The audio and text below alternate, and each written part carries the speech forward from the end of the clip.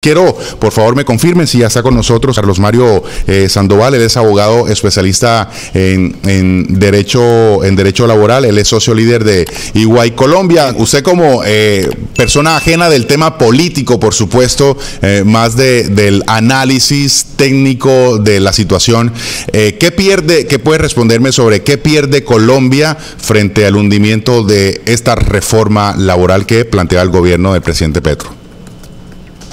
Mira, yo creo más allá de qué pierde Colombia, yo invertiría la pregunta y diría que gana Colombia. Bueno. Y que gana Colombia y en este momento vamos a tener la oportunidad de continuar trabajando de manera consensuada para poder construir una reforma laboral que realmente sea inclusiva, que realmente obedezca a un ejercicio democrático para poder incluir a los diferentes actores que son los que mueven la economía nacional. Desafortunadamente y en alguna de los episodios en los que estuvimos anteriormente había manifestado que realmente no habíamos tenido una real inclusión dentro de los debates para efectos de la reforma laboral. Yo creería que en este momento lo bueno que tenemos como Colombia es que tenemos la gran oportunidad nuevamente de volver a sentarnos, no solamente con una visión sindical, no solamente con una visión del gobierno, sino también con una visión de los empresarios, de los pequeños y de los microempresarios de Colombia, para poder debatir y poder consensuar sobre lo que realmente necesita una Colombia que tiene una informalidad muy alta, una Colombia que necesita comenzar a trabajar en contra de eliminar la pobreza, una Colombia que necesita un pueblo trabajador, un pueblo que se dedique a producir correctamente, a poder llevarle a sus casas los alimentos, a poder llevar a la casa el ingreso, pero de una manera correcta. Eso es lo que estamos ganando en este momento, el espacio para poder generar realmente una reforma consensuada y no una reforma impuesta en beneficio de unos pocos. Aquí en estudio nos acompaña Rúgero Pérez, él es presidente de la Confederación de Trabajadores de Colombia. ¿Gana o pierde Colombia con el hundimiento de esta reforma laboral? Lógicamente se pierde un tiempo importante para lograr acortar esas diferencias de desigualdad que tanto tiempo han existido, desde mucho antes de la Ley 50, pero con la Ley 50 se profundizó la brecha tan grande que hay en el tema de la contratación de los trabajadores en Colombia. Definitivamente es una pérdida de oportunidad, diríamos, para que los empresarios mismos puedan crecer aún más. Usted sabe que la pandemia develó la importancia que es la mano de obra calificada en las empresas, ¿no? En un país que no hay una mano de obra calificada no tiene prosperidad. Y entonces, ¿por qué los países más industrializados del mundo buscan mano de obra calificada? ¿Será porque es un capricho o porque es una necesidad de crecimiento institucional del país o porque es una oportunidad para que la sociedad sea más equitativa? Bien. También está con nosotros aquí en la mesa de trabajo Álvaro Navas, él es abogado, politólogo. La primera pregunta también es, ¿gana o pierde Colombia? ¿Cuál es su concepto frente a esta situación del hundimiento de la reforma laboral? Bueno, yo diría que yo no creo que sea que gana o pierde Colombia. Estos procesos no son fáciles, son procesos en los cuales se requieren unas concertaciones, unos acuerdos para efectos de que se puedan construir buenas reformas. En Colombia hay que recordar, digamos, desde la década del 90, cuando se cambia el modelo estatal, se adoptó pues el dogma del neoliberalismo, según el cual había que crear una serie de condiciones de confianza inversionista para efectos de poder atraer la inversión extranjera, generar unos mayores niveles de productividad. Pero ciertamente, digamos, eso fue hace 30 años, hoy estamos en una economía completamente distinta. Lo que señalabas el invitado es muy cierto, o sea, hoy en presencia de un cambio tecnológico acelerado, los procesos de capacitación, de formación del recurso humano es fundamental. ¿Quién hace eso en Colombia hoy día, Yair? Eso lo hacen las familias que con unos esfuerzos enormes tienen que educar a sus hijos. En un país donde los ingresos salariales no son supremamente altos, están en un estándar medio en América Latina. Entonces, este tema de la reforma laboral hay que integrarlo en un sistema digamos, de políticas públicas que tienen que ver con la formación, la capacitación, la retribución que pueden generar, se le puede generar a las empresas a través de incentivos para que puedan generar una menor informalidad en los vínculos laborales. El cuento de que Colombia puede ser un país competitivo, que generando condiciones laborales precarias, mira, eso en Europa, que son los países más de mayor desarrollo, en Corea del Sur, en Japón, eso no se ha hecho así. Desafortunadamente en Colombia yo creo que, a la diferencia de los otros países de América Latina, el drama del narcotráfico y de la violencia llevó a unas políticas sociales mínimas.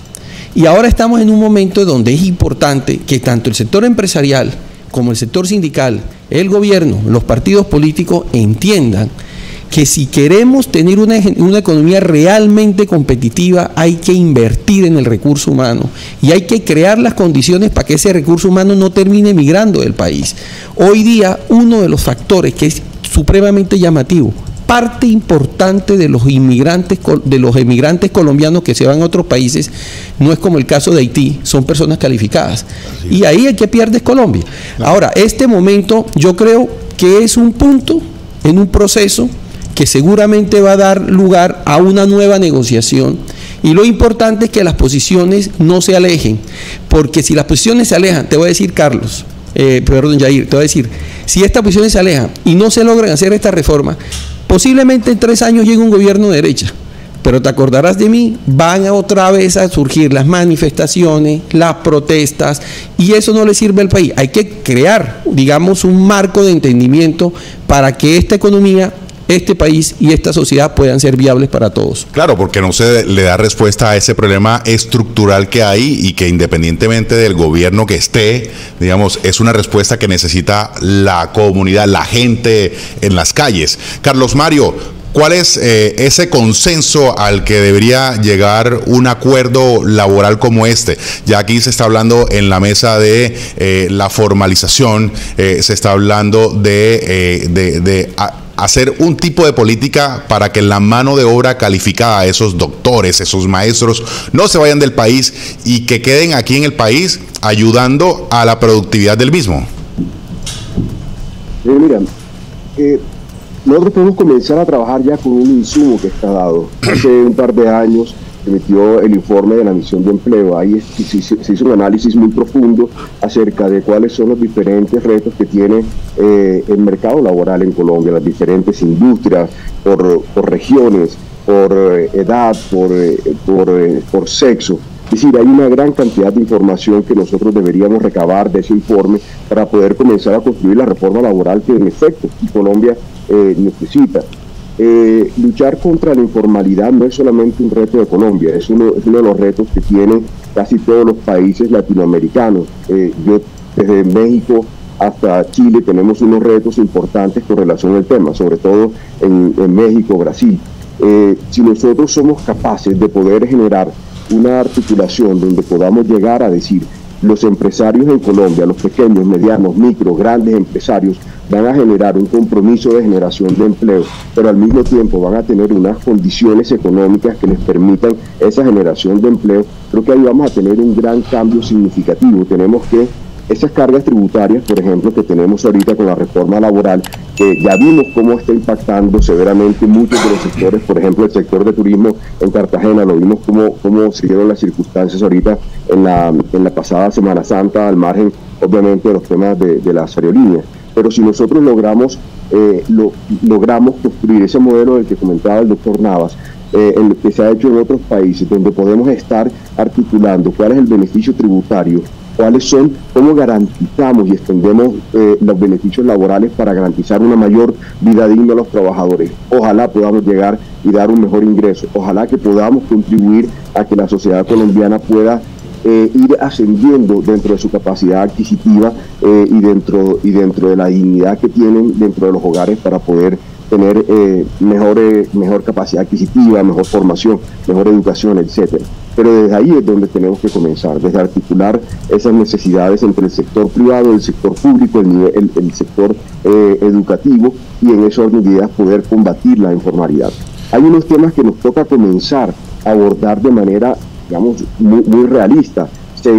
Algo de lo que podemos rescatar de la fallida reforma tiene que ver con el contrato laboral agrario. Ahí hay una gran cantidad de circunstancias en las cuales podemos nosotros todavía ahondar, porque el agro en Colombia, como motor y despensa de la economía en Colombia, tenemos que invertirle, tenemos que garantizarle que los trabajadores del campo también tengan acceso a una seguridad social digna, que tengan acceso a unas condiciones, a unas prestaciones sociales que les permitan mejorar su nivel de vida. Hay unos temas que debemos todavía rescatar. Esto no es una batalla que hayan ganado, que se haya perdido. Este es solamente un episodio para Colombia, para que todos podamos debatir y construir sobre una situación que ya vimos que no era el camino y que el gobierno tiene que estar abierto a entender que no era ese el camino y que no era lo que Colombia estaba buscando, no era lo que la economía colombiana necesita en este momento, y más bien construir de manera conjunta, con ese compromiso los diferentes actores, una economía que una nueva reforma laboral que en efecto redunde en beneficio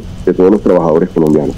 Pero ¿por qué una idea tan loable como por ejemplo la formalización del empleo, darle seguridad social, darle estabilidad laboral a la gente, por qué no termina calando en todos los niveles y sectores de la sociedad como para que se hunda esta reforma? Rugero, ¿en qué falló esta idea de reforma laboral? Bueno, yo no diría que en qué falló. Lo que pasa es que si hacemos un recorrido por las empresas, nos hemos dado cuenta que ya estaban despidiendo mucha gente porque presentía que la reforma laboral iba a ser un hecho en Colombia. O sea, que es como no darle la oportunidad al trabajador de estabilidad. Bueno, pero usted sabe que la economía se mueve por las expectativas.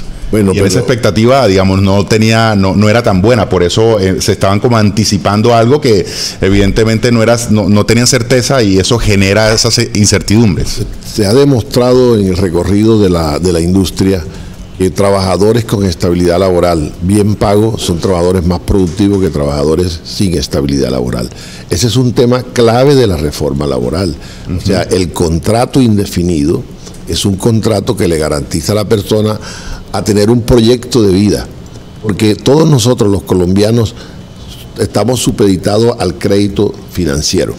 Un trabajador que no tiene un contrato indefinido, yo que trabajo en el sector financiero, es difícil que tenga acceso a un crédito de vivienda, a un crédito de oportunidades. Es difícil. Eso es cierto. Entonces, si nosotros no nos situamos en la realidad que viven los trabajadores de Colombia, pues seguimos con estas leyes que crearon supuestamente para crear empleo, cuando usted se refería, doctor Dava, frente al tema de las leyes, hace 30 años que se crearon la ley 50, ¿para qué? Supuestamente para generar más empleo, y el tiempo nos ha demostrado que ha sido lo contrario, y que hoy tenemos una informabilidad por encima del 63% en Colombia.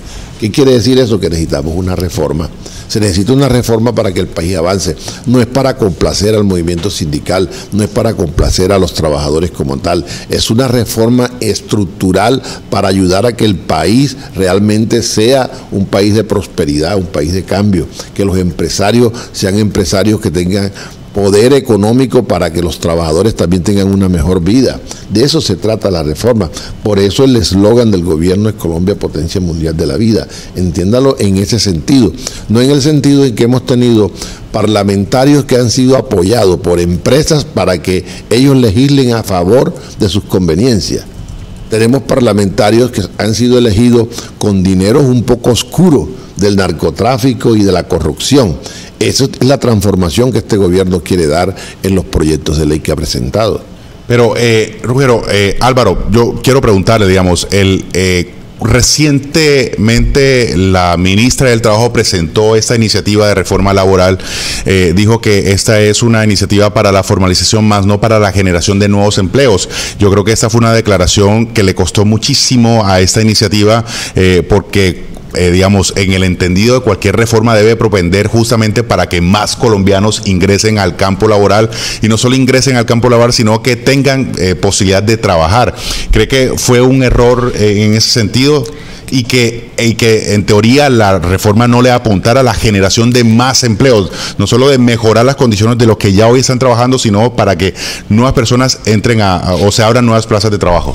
Yair, yo creo que la ministra, digamos, visualizó muy claro cuál era el objetivo de la reforma. ¿Por qué? Porque una política de generación de empleo no solamente es laboral. Te doy un ejemplo. si en Colombia quisiéramos promover empleos para trabajar con plataformas tecnológicas, hay que hacer una política para que la gente aprenda inglés desde que está en el colegio. Si tú quieres promover el desarrollo turístico, que también genera mucho empleo, tienes que generar una serie de políticas, infraestructuras, construcción de hoteles, redes operativas de turismo, crear una marca país. Bueno, eso es una suma de cosas.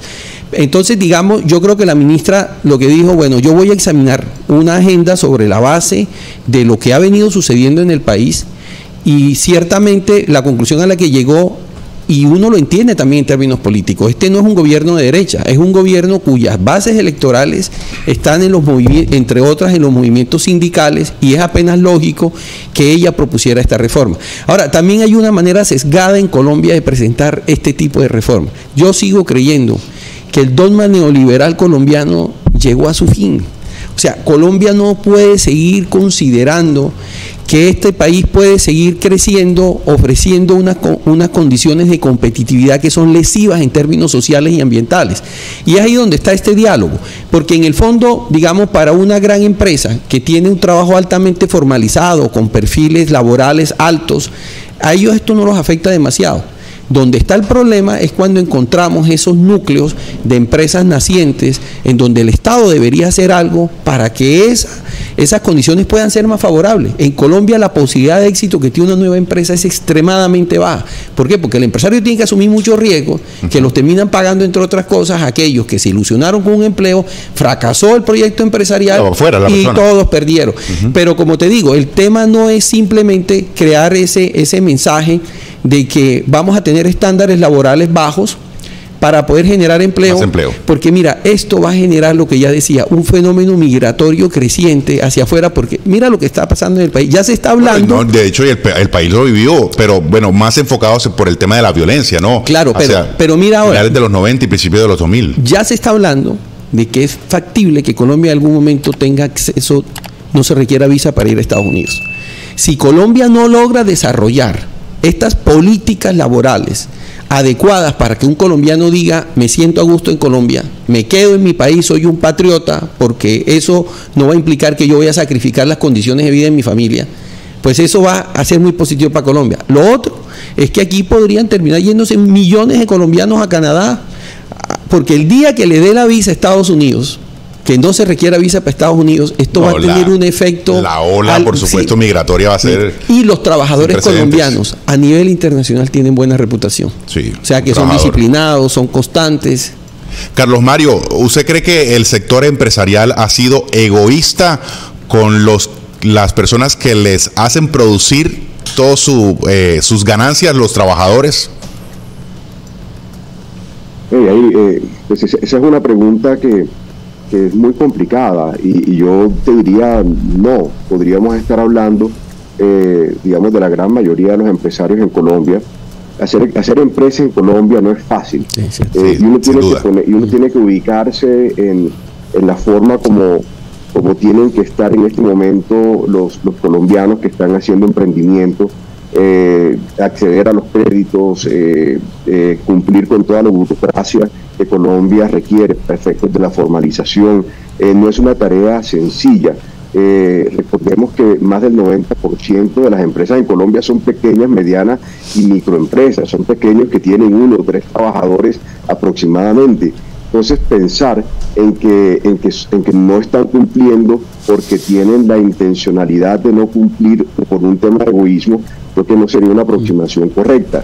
Es precisamente esa falta de un entorno económico amigable, un entorno que ayude al empresario colombiano a surgir, que puedan llegar a tener unos créditos blandos para poder realizar sus inversiones y generar empleo digno. En la medida en que eso no lo tengamos en Colombia, no va a ser culpa de la legislación laboral colombiana ni de la legislación tributaria, va a ser un cúmulo de diferentes factores que van a impedir que Colombia y los empresarios puedan llegar a cumplir con las altas cargas que para muchas industrias son muy altas. Pensar, por ejemplo, en los bares y restaurantes que hoy en día, después de la pandemia, tienen en promedio un margen que está llegando de utilidad cercano a un 0%. y encima pensar en una reforma que iba a incrementar los costos laborales en casi un 30%, realmente es algo que es totalmente inviable. Entonces, sí, alejado de la realidad.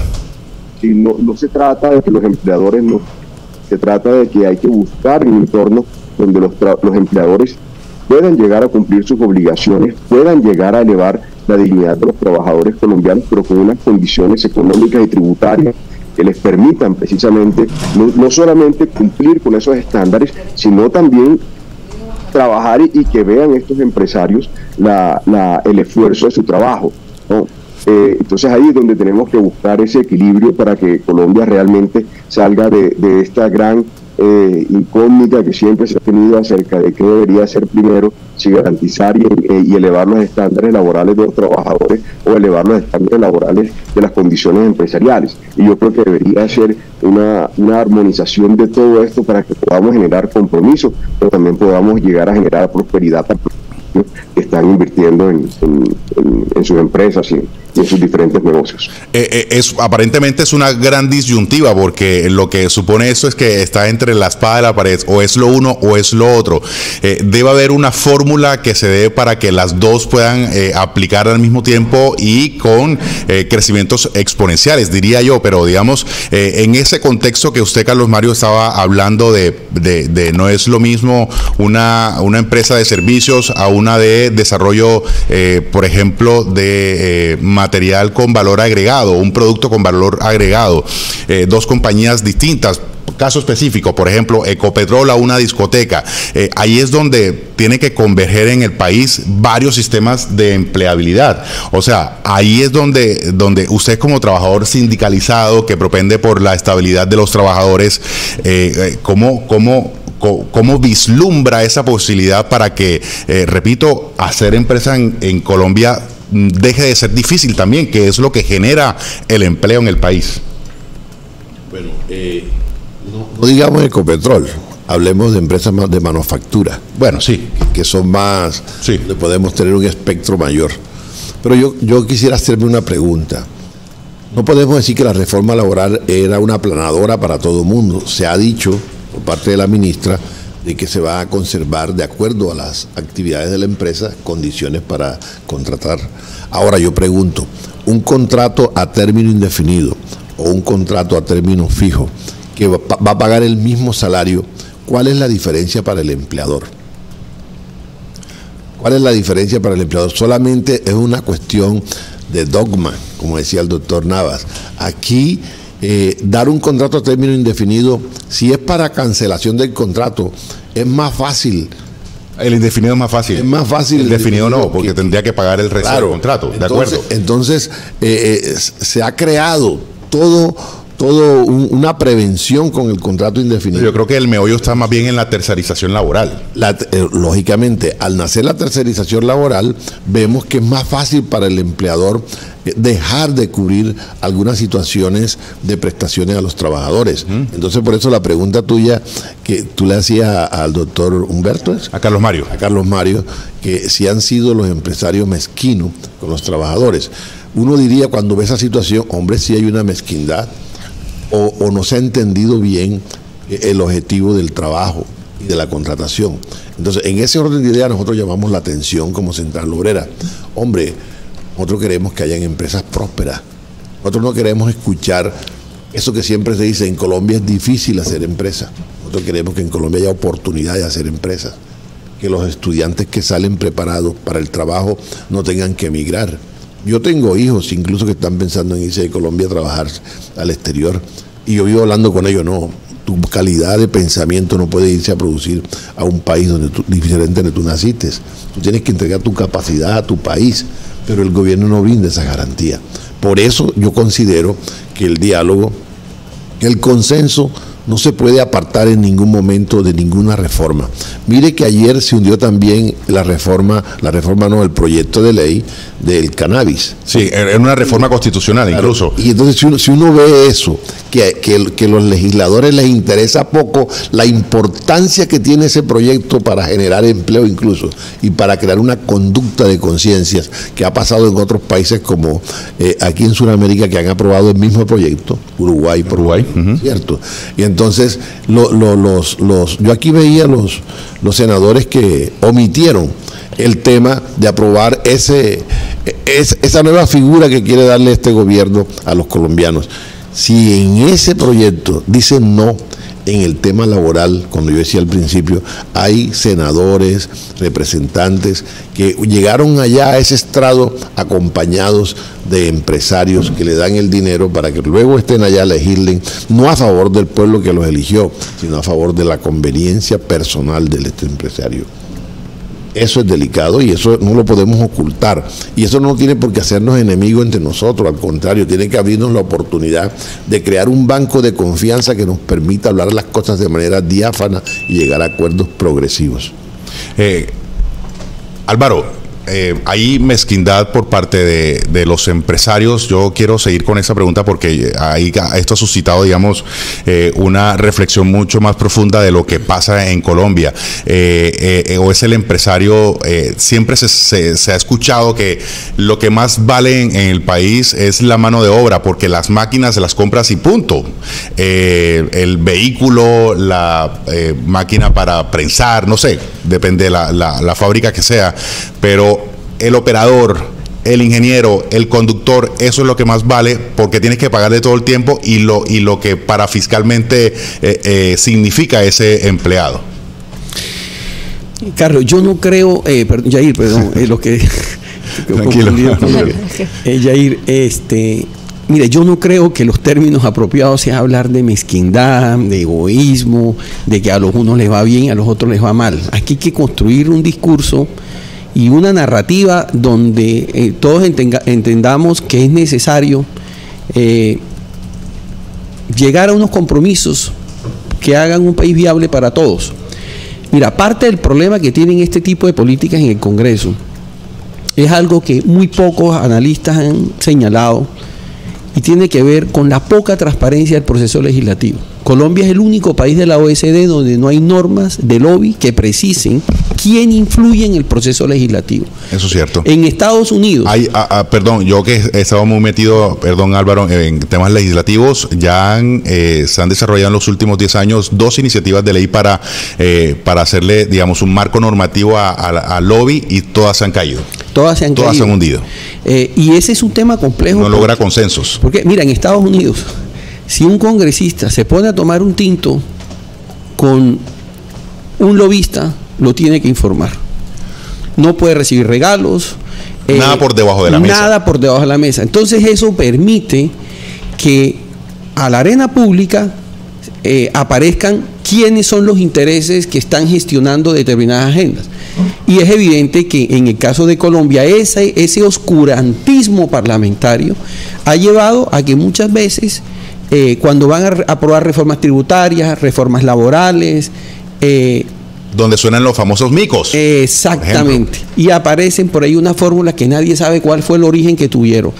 Y ahí yo sí creo que eso es deleznable. O sea, en Colombia necesitamos mayor transparencia del proceso legislativo, un régimen de lobby que simplemente asumir el de la OECD, que es un estándar internacional, y ahí podríamos todos los ciudadanos saber qué votó cada parlamentario, cuáles fueron las razones que expuso, quiénes están detrás de esas decisiones. Mira el modelo americano. En Estados Unidos la financiación de las campañas se puede hacer con aportes, pero allá todo se explica.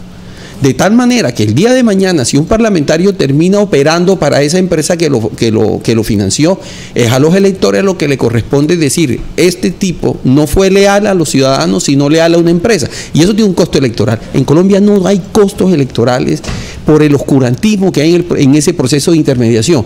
Cuando se hizo el Estatuto Anticorrupción, yo era vicecontralor de la República, me acuerdo que metimos un capítulo sobre lobby.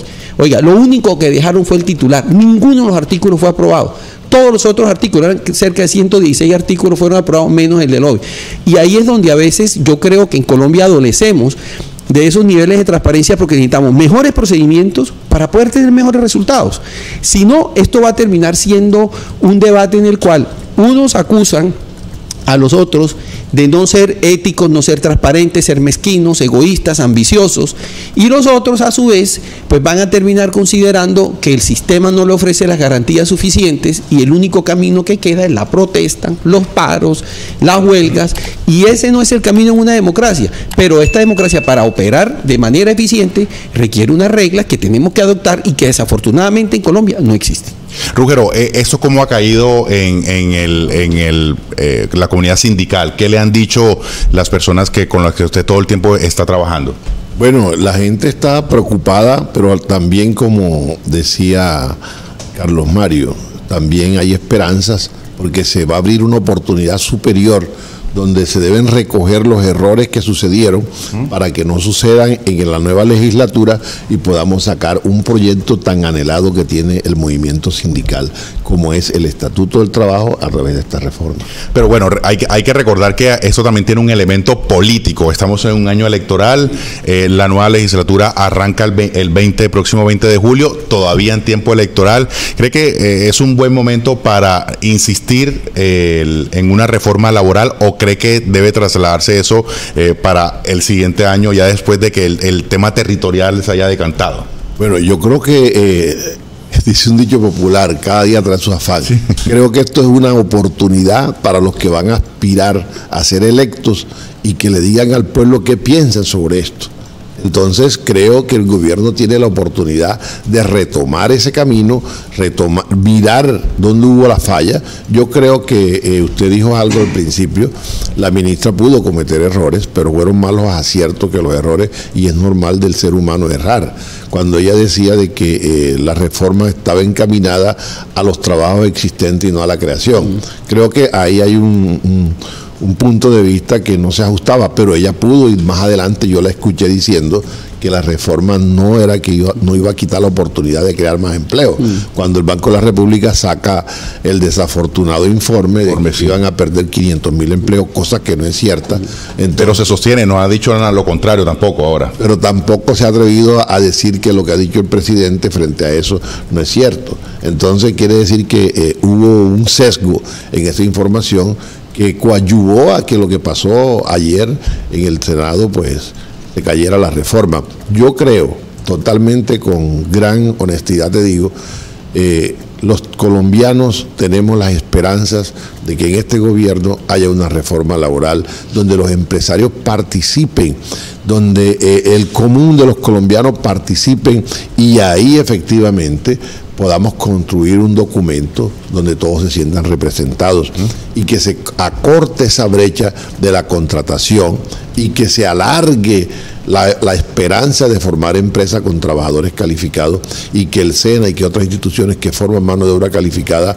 tengan la esperanza de crecer y no desaparecer. Mire el fenómeno que se ha presentado. El SENA prácticamente desapareciendo, cuando es la institución, la universidad de los pobres. La llamada a capacitar. Para calificar un buen trabajo. ¿Por qué decían ustedes que se va a presentar más gente migrando de Colombia a buscar calidad de mano de obra, así sea en condiciones climáticas adversas? ¿Se acuerdan lo que pasó en Canadá hace poco, que murieron más de 40 personas por el tema climático? ¿Cierto? ¿Cuántos colombianos perdieron la vida ahí buscando horizontes? Preparado, porque el colombiano que se va para allá no es un colombiano de hacha y machete, es un colombiano, si no es técnico, es profesional a carta cabal. Entonces, ese tema no puede Colombia pensar como en el gobierno de Álvaro Uribe. Recuerdo que decía, se fueron este semestre 2 millones de colombianos para España a trabajar. O sea, estaba orgulloso de exportar mano de obra a otro país, cuando debíamos pensar en que se quedaron 4 millones de colombianos con nuevos empleos en Colombia, produciendo en las nuevas industrias colombianas. Entonces, en eso se trata la reforma laboral. Sí. Álvaro, ¿cree que no fue estratégico meter 5 reformas al mismo tiempo en el legislativo, y esto sería un efecto de querer sacarlo rápido y no pensar que el gobierno tiene 4 años sino 6 meses? Yair, mira, haciendo un análisis comparativo, recuerdo la última vez que hubo una situación similar fue en el gobierno de Pastrana. No, aquí fue la pandemia y todos los efectos que eso generó para la economía, para la sociedad. En el gobierno de Pastrana, recordemos que nos encontramos una crisis fiscal, un problema de endeudamiento extremadamente alto, se había perdido la calificación de riesgo, una crisis política por el proceso 8000 que rompió la unidad, digamos, para poder generar agendas conjuntas, y un problema de orden público extremadamente complicado. Muy complejo. Y en ese momento el gobierno propuso como 5 o 6 reformas, en las cuales logró sacar 3,5, que fueron básicamente la reforma de las transferencias territoriales, la ley de vivienda que reemplazó el UPAC, ley que terminó produciendo muy buenos resultados. Se hizo también una reforma tributaria y se hizo pues el rescate del sector bancario que entró en crisis, y el sistema empresarial con la ley 550. Pero afortunadamente ahí hubo un consenso. Se entendió que había un problema muy complejo en el país, y aquí, digamos, liberales y conservadores en ese momento, pues no teníamos el régimen multipartidista que tenemos ahora, entendieron que era necesario sacar adelante la reforma. Ahora, ¿qué encontramos? Tenemos un sistema multipartidista, una coalición de gobierno que una coalición de gobierno que dejó de ser mayoritaria, y entonces es donde uno encuentra un problema complicado. Yo creo, por ejemplo, el mensaje que le mandó César Gaviria en una carta que prácticamente abierta a través de los medios al gobierno, porque él sabe que si a este gobierno le va mal, uno de los que va a terminar pagando los platos rotos va a ser el liberalismo, porque el liberalismo, si se mueve a la derecha, recuerden que con Uribe le fue súper mal. Él tiene que buscar ser una fuerza de centro derecha, centro izquierda, que pueda balancear las cosas. Ahora pienso que las condiciones, digamos, no fueron favorables. Los ministros que lideraron estas reformas, mira, la reforma de la salud, una ministra que no tiene experiencia de gobierno, que su actitud poco dialogante con el Congreso, pues generó una resistencia muy fuerte de parte de los partidos. La reforma laboral, esta es una mujer sindicalista que tiene un gran conocimiento, porque ese es uno de las particularidades colombianas. Aquí hay diálogos entre las centrales obreras, el sector empresarial y el gobierno cuando van a fijar el salario mínimo. Entonces eso crea unos mecanismos, digamos, para construir acuerdos. Y la reforma pensional, de las 3, yo diría que la más compleja de todas era la reforma de la salud, por las condiciones que se dieron. Desafortunadamente creo yo que el presidente Petro se equivocó al momento de maximizar las diferencias en vez de minimizarlas para efectos de lograr lo que ya había logrado, que era una coalición de gobierno. Si él hubiese preservado esa coalición de gobierno, yo pienso que, y si hubiese hecho las concesiones para no cambiar el sistema de aseguramiento de salud, haciéndole unas mejoras sustanciales, pero preservándolo, seguramente hubiese tenido un efecto en las demás reformas, entre esa la laboral. Ahora, ciertamente, este país no está condenado a un abismo, y yo creo que de manera responsable aquí habrá que hacer un nuevo diálogo para entender que si no se resuelven los problemas que tiene el país, este país se va a volver ingobernable, Yair. Y eso sí sería una cosa muy compleja, porque mira tú... ¿Se acuerda de la palabra hecatombe? Bueno, porque hay una pequeña diferencia. Mira, las políticas de seguridad son políticas que normalmente logran hacer una cohesión, porque toda la sociedad se puede percibir amenazada. Pero un país no es solo una política de seguridad. Entonces aquí los jóvenes que tienen expectativas en materia de educación, de formación, de empleo, las personas que están laborando, que quieren tener mejores condiciones, las empresas que también requieren de mejores condiciones para ser más competitivos en una economía global que está en un proceso de transformación acelerado, pues eso lleva a que lógicamente en el país hay que generar unos consensos mínimos para que estas reformas puedan ser viables y que creen las condiciones adecuadas para el desarrollo económico en unas condiciones de gobernabilidad, de paz social, idóneas para efectos de que el país pueda construir, digamos, un desarrollo más incluyente, más participativo, más redistributivo. Es que es complejo cuando uno examina las condiciones, sobre todo de los jóvenes en Colombia. Mira, de cada 10 estudiantes universitarios, 1 está en universidad pública. Hoy deberíamos empezar a hablar de transformar el sistema educativo, tener carreras de 5 años, cuando en Estados Unidos el estudio de Derecho son 3 años, estudios de economía de 5 o 6 años, cuando hoy lo que se están requiriendo son expertos que puedan hacer uso de las tecnologías para poder agregar valor a los procesos productivos. Y es ahí donde yo creo que estamos un poco extraviados. Yo concluyo de que esto es una coyuntura, esto no es una crisis. Esperemos que de manera sensata todos entendamos que si nosotros queremos pasar por encima de países como Argentina, si queremos competir mañana con Chile, con Brasil, con México, tenemos que ser antes que todo una sociedad más competitiva. Y las sociedades se vuelven competitivas cuando tienen unos mínimos de cohesión, de armonía social, y en donde los jóvenes, sobre todo, pueden tener acceso a una educación de calidad que les dé las herramientas suficientes para poder volverse actores productivos y no actores marginales y contestatarios, como ha venido sucediendo en Colombia. Sí. Carlos Mario, vuelvo contigo.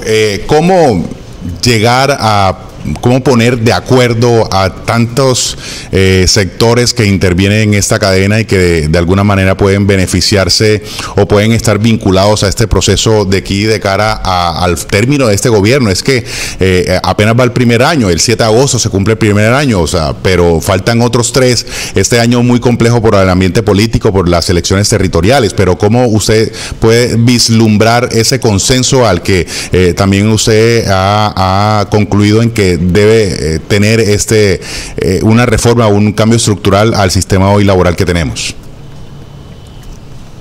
Había una metáfora que hablaba sobre la diversidad y la inclusión, y dice que la diversidad es cuando te invitan a la fiesta y la inclusión es cuando te sacan a bailar.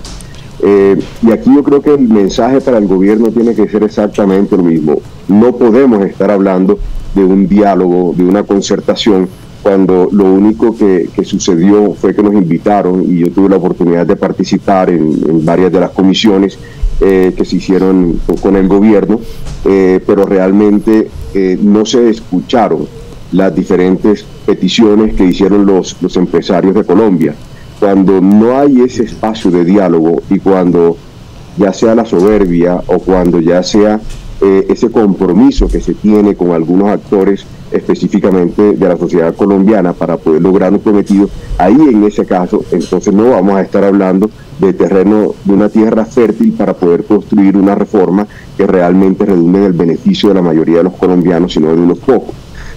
Si no hay ese espacio de concertación en los diferentes puntos más neurálgicos que Colombia necesita, no vamos a poder tener una reforma que realmente nos represente. La forma como se dio este debate se dio bajo supuestos. De hecho, solamente faltando casi 10 días para la radicación de la reforma fue que se nos dio dado a conocer el texto que iba a ser sometido a consideración en la Cámara de Representantes.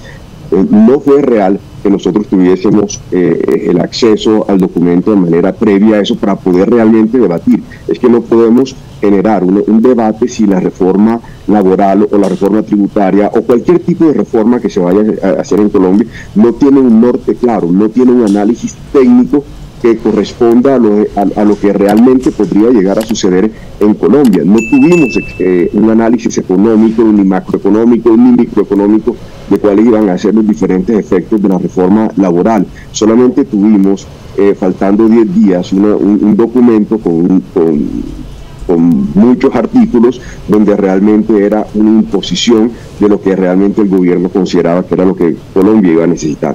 Entonces ese no es el espacio fructífero que nosotros necesitamos. Necesitamos ser escuchados, necesitamos generar los debates, necesitamos tener apertura, pero sobre todo tenemos que tener en cuenta que al final lo que tenemos que buscar entre todos los colombianos es precisamente buscar una mejor sociedad que redunde en mejores beneficios para los trabajadores, mejores condiciones para los empresarios, que tengamos un sistema educativo asequible pues para la gran mayoría de la población, que podamos tener competencias y habilidades que realmente sean relevantes en un mercado que cada día está pidiendo diferentes competencias.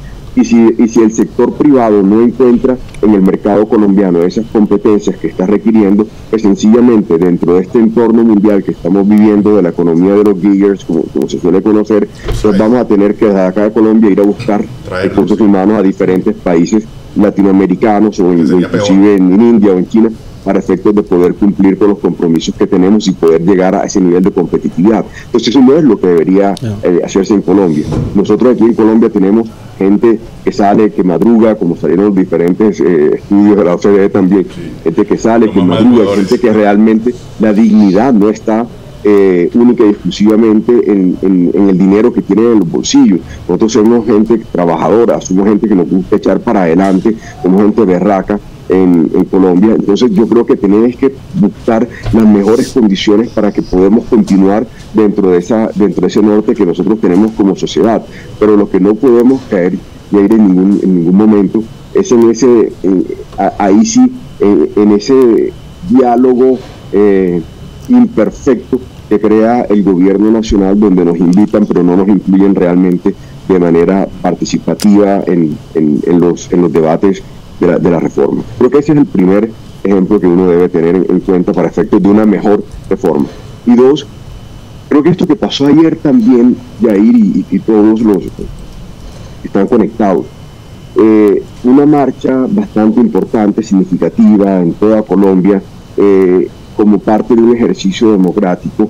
Creo que es una voz que debe ser escuchada, es una voz que tiene que ser respetada por el gobierno, sea quien sea. Esto no se trata del gobierno actual, es cualquier gobierno debería ser respetuoso de las manifestaciones y las marchas que se están haciendo, porque hay un eco bastante profundo de lo que la sociedad quiere y no lo que un gobierno está queriendo imponer a costa y el sacrificio de los cientos y miles de empresarios que salen todos los días a tratar de buscar cómo garantizar mejores condiciones para sus trabajadores, pero que no encuentran dentro de los diferentes entornos económicos en Colombia el caldo cultivo propicio pues para eso.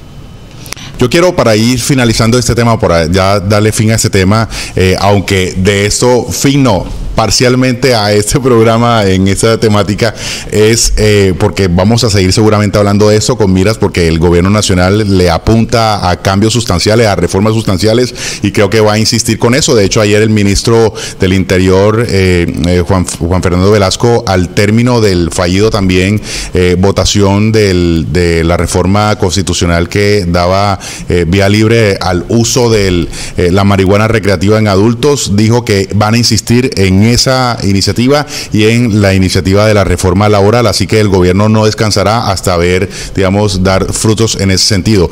Álvaro, rápidamente quiero también que me haga su análisis breve de lo que suscita para usted esa lectura también de lo que sucedió en las calles en las principales ciudades del país, en las que incluso aquí en Cartagena, al finalizar la tarde, también salieron varias personas a manifestarse en contra de esas reformas del presidente Gustavo Petro que no gustan. Según la policía, salieron a las calles en las diferentes ciudades 90.000 personas. En la pasada marcha en favor del gobierno Petro, según la misma policía, se habla de que salieron 30.000 personas, es decir, para estas serían 3 veces más manifestantes en la calle, pero obviamente nada comparado con lo que fue el estallido social, nada comparado con lo que fue la manifestación en las calles hacia el año 2008, esa famosa marcha en contra de las FARC. Pero digamos, ¿cuál es la lectura que usted hace de lo que sucedió ayer en las calles? Carlos, en una democracia, digamos, los ciudadanos tienen diversas maneras de expresarse. Las manifestaciones son una de ellas, hoy también a través de las redes sociales, a través de estructuras de mediación, como pueden ser movimientos asociativos, redes de ciudadanos, que en un momento dado expresan al gobierno una demanda insatisfecha. También pueden expresar apoyos y rechazos. A mí lo que me llama la atención es que estas protestas le han hecho los medios una lectura politizada. Y si uno analiza, lo que hay es un debate programático en el cual algunos actores están defendiendo unas reformas y otros están cuestionando la reforma. Y creo que ha habido, digamos, un problema de comunicación muy complejo, porque como bien lo señalaba el doctor Carlos, pues las posiciones no son tan extremas. O sea, aquí no hay que plantear esto como un esquema amigo-enemigo o de oposiciones irreductibles. Hay que crear las condiciones para un consenso. Si tú miras la foto de las personas que participaron, la mayoría son personas mayores de 40 a 45 años.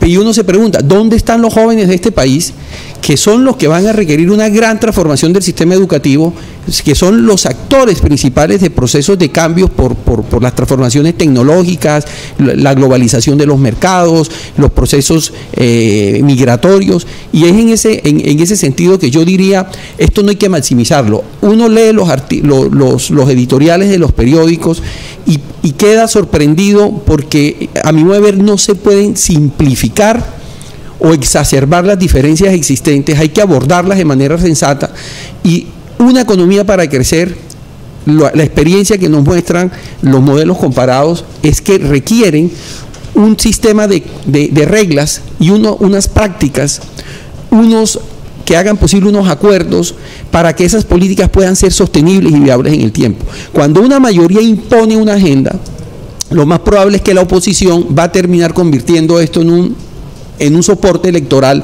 y cuando llega al gobierno generan a su vez reacciones contra esas reformas.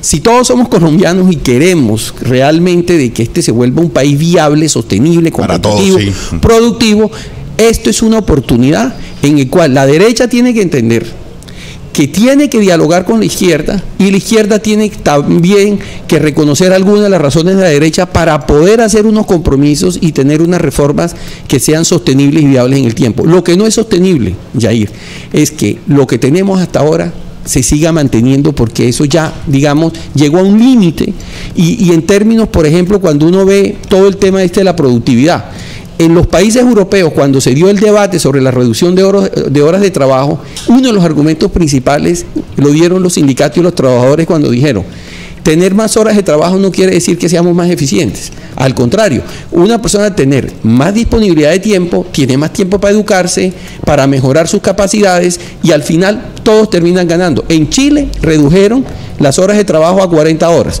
Pues en Francia ya andan por las 36 y están rebajando más. No podemos llegar allá todavía, pero yo creo que ese es un ejemplo en el cual el sistema productivo y los sistemas sociales logran concertarse, y en donde el gobierno con la oposición son capaces de interpretar esas situaciones para encontrar unas soluciones idóneas y adecuadas para todos. Rúgero, usted como miembro de los sindicatos en el país, y que siempre durante muchos años y tradicionalmente estaban acostumbrados a salir a las calles a manifestarse en contra del gobierno, hoy hay un gobierno que ustedes, digamos, que forma parte de su gobierno, y que sale otra parte de esa Colombia a marchar por ese gobierno que ustedes ayudaron a llegar al poder. ¿Usted cuál es la interpretación que le da a ello? Sí, pero antes de eso quisiera decirte algo. Señor, adelante. Al tema de la reforma que planteaba el doctor Navas. Hombre, yo tengo conocimiento, incluso cuando comenzó la discusión del salario mínimo, yo estuve en la instalación de la discusión, y el Ministerio del Trabajo invitó a todos los gremios a ser parte de la discusión de cómo se iba a hacer el borrador para la reforma laboral. Se recogieron informaciones en todo el país, fue socializado con mucho tiempo. Entonces hay personas que dicen, no, que lo recibí 10 días antes, una semana antes para eso. Eso no fue así. La verdad es que eso tuvo una amplia difusión.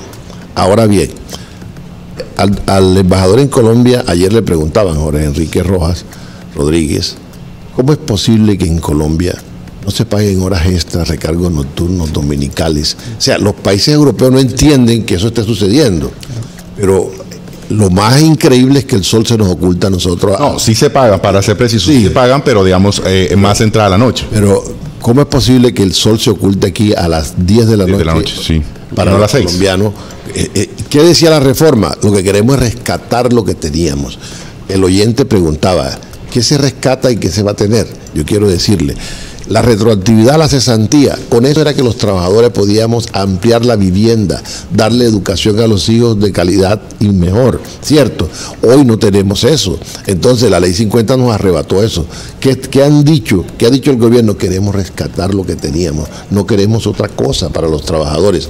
Entonces sí hay un sentido humano frente a ese tema, frente a eso. Bueno, y a la pregunta que usted me hacía de los sindicatos frente a este tema, ¿cómo lo vemos nosotros? Ya le dije que nosotros estamos preocupados porque ese número de gente que salió a marchar no podemos desconocerlo. Así sean de tercera edad, así sean pensionados, adultos, lo que sean, hacen parte de Colombia. Y como le dijo Petro en una de las intervenciones en el Senado a un senador de Manizales, se me escapa el nombre, que le dijo, usted aquí no sobra, si algún día llegamos a ser gobierno, usted estará dentro de las personas que son necesarias.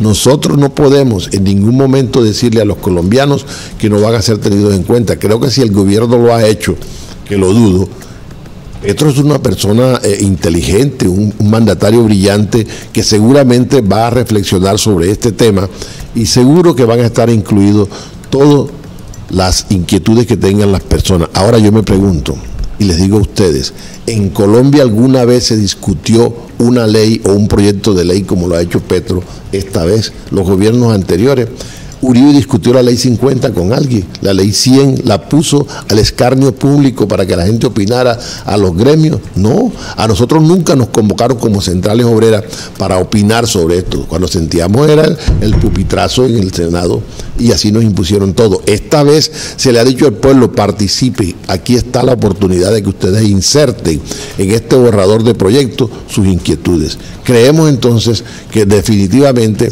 seguimos apuntándole al pluralismo y seguimos apuntándole al diálogo. Mi especialización es negociación y resolución de conflictos. En eso me he dedicado mucho tiempo. Ayer por lo menos estábamos en la clínica Rafael Calvo hablando de salud, que ustedes tocaron el tema de salud, terminando la negociación colectiva en la clínica de neonato aquí en Cartagena, donde está intervenida por el tema tan grave de salud. ¿Se imaginan que mañana esa clínica estuviera cerrada? Las personas de bajos recursos tendrían que dar a luz en las calles. Claro, ¿dónde quedan? ¿Cierto? Entonces nos toca el día a día de vivir la realidad que vive el pueblo colombiano. Por eso con cierta autoridad o con mucha autoridad decimos, si en Colombia no hay una transformación de las leyes que tenemos frente al tema laboral y salud, como también pensional, seguramente Colombia no va a andar progresando como lo exige la OECD, que hoy hacemos parte de ese clan tan selecto en el mundo, en el tema económico, y que Colombia está fuera de eso. Sí, el club de los países con mejores prácticas. La reacción del presidente Gustavo Petro sobre las marchas de ayer las dio a través de un trino. Quiero que lo mostremos, por favor. Dice, así fue, débil en la costa Caribe, débil en la costa Pacífica, no logró llenar la Plaza de Bolívar de Bogotá y fue fuerte como siempre en Medellín y Santanderes. Bien, ahí ustedes interpreten como quieran lo que dice el presidente Petro. Carlos Mario, para despedirlo, por favor, ¿qué suscita para usted? Ya lo mencionó un poco antes, ya se anticipó, pero para usted lo que significa estas manifestaciones en las calles de colombianos ayer en contra del gobierno o de algunas de las políticas del gobierno del presidente Petro. Es como cuando pierde el equipo de fútbol que uno dirige, le echa la culpa al árbitro, le echa la culpa al balón, le echa la culpa a todo el mundo, pero no reconoce que realmente tiene un problema intestino que tiene que trabajar. Ojalá que este sea el momento no solamente para el presidente y para su grupo de colaboradores en el ministerio, sino también para los mismos sindicales obreras. Y ahí tenemos a nuestro representante acá invitado, de entender lo que el pueblo colombiano está demandando.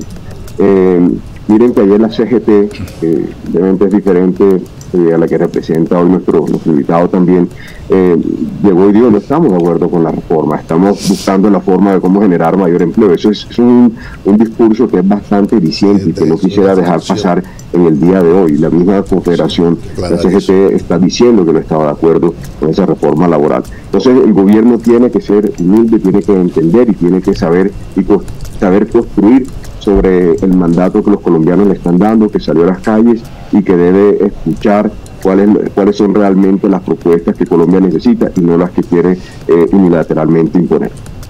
Carlos Mario, muchas gracias por tus aportes a esta conversación, muy amable. Muchas gracias, Yairi. Un saludo a toda la costa Caribe.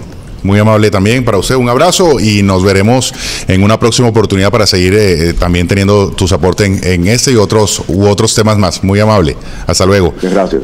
Bien, Álvaro Navas, muchas gracias por tu tiempo también aquí y mensaje final de una sola línea sobre mensaje directo para el presidente Petro del clima político y social en el que hoy está.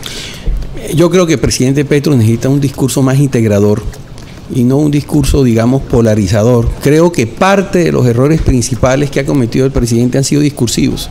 Nadie puede acusar al presidente que ha adoptado medidas para destruir la economía, para destruir las empresas, pero son posiciones un poquito retóricas que dan lugar a unos debates que no sirven para mayor cosa. Esa lectura que hizo de que le fue bien que no le fue tan bien en Bogotá y en la región Caribe, como si el país pudiéramos partirlo en dos, en donde unos están a favor y otros en contra, yo creo que no ayuda para nada. Aquí se requiere entender que hay que construir unos consensos mínimos para poder sacar este país adelante. Mira, todos los países exitosos, y hay que ver lo que pasó en Europa después de la Segunda Guerra Mundial, donde hubo una experiencia totalitaria, fascista, pero al mismo tiempo los partidos comunistas extremos, y al final emergió algo que fue la democracia social. Se construyeron unas agendas sociales que hicieron posible unas economías altamente productivas, competitivas, en sociedades extremadamente cohesionadas. Pienso que en el caso de Colombia, más que estar pretendiendo tener siempre la razón, hay que saber escuchar a los otros. Y hay que tener una actitud dialogante, y eso lo tiene que hacer tanto el gobierno como la oposición. Álvaro, ahí estamos viendo la más reciente encuesta que se conoció, el Opirómetro. Ahí está la aprobación de cómo está manejando el presidente Petro el país, y ahí está un poco también lo que habla él en ese trino de las diferencias entre las regiones. Mire que la región Caribe, el nivel de aprobación de desaprobación es del 55%, diferente a lo que pasa con él en Bogotá, digamos, pero en general la cosa para el presidente Petro no está bien. Pero Yair, mira, esta encuesta, digamos, este sondeo prácticamente se hizo justo después del problema con Benedetti, y entonces aquí en Colombia sabemos que este es un país en donde imperan las emociones. Eso a mí no me parece serio. El fervor y el calor del momento. Claro, si mañana, no sé, Petro se tira en paracaídas y rescata a un niño en un abismo, entonces se trepa al 55 porque es un héroe nacional. Yo no creo que estas métricas sean útiles para resolver el problema del país. Al contrario, el mensaje que están tratando de dar, mire, tenemos un presidente débil y entre más débil mejor. No, eso no le sirve al país. Eso no le sirve al país. Rúgero, por favor. Gracias. Bueno, es importante manifestar algo. Yo hago parte de la CTC, existe la CUTA, Central Unitaria de Trabajadores, y la CGT, las tres centrales grandes en Colombia. La CGT en este momento, hay una fracción del comité ejecutivo que está apoyando la ultraderecha colombiana. Por eso dice el abogado que la CGT salió a decir que... Sí, es una parte de la CGT, no era toda ahí. Hay una división interna allí. Ni el presidente, que se llama Percy Paola, ¿cierto? Que salió a eso. Lo vemos en la foto apoyando la ley de la reforma.